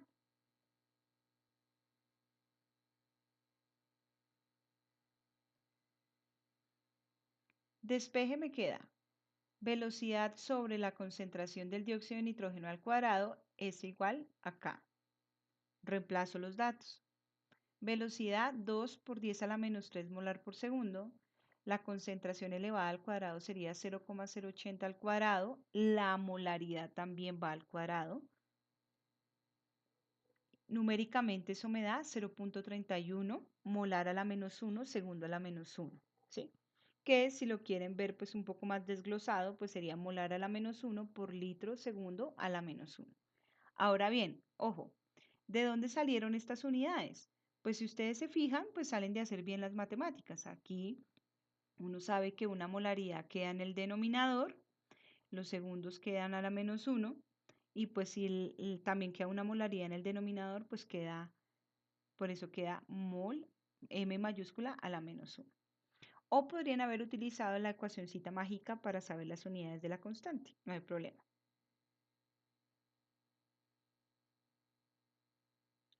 C, miren lo útil que es una ecuación de velocidad.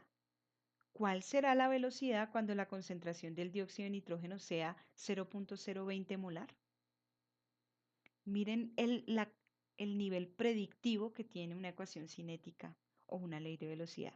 Ya no hay que ir al laboratorio, solamente me dice, oiga, ya que usted sabe cuánto vale la constante, ya que usted sabe cuál es el valor del orden, pues dígame, predígame cuál será la velocidad cuando yo cambio, y miren tras del hecho, cuando le cambio la concentración al reactivo dióxido de nitrógeno.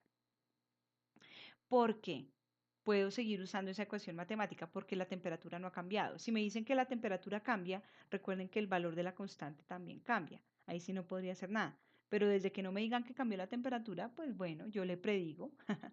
¿Cómo? Ya sé la ley de velocidad. Velocidad es igual a la constante por la concentración de dióxido de nitrógeno elevado al cuadrado. Pero eureka, yo ya tengo el valor de la constante. Es 0,31 molar a la menos 1 por segundo a la menos 1.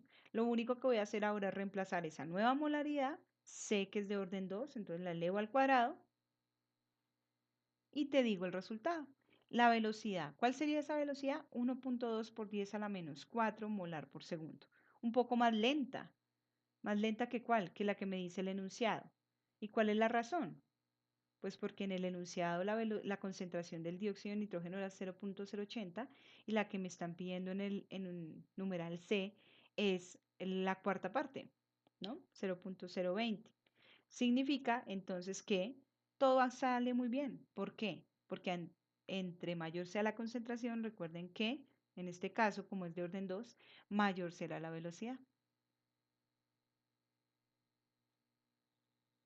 Y hasta ahí vamos a dejar este videito. Efectivamente son las 2 horas de clase. Espero que haya sido de su agrado.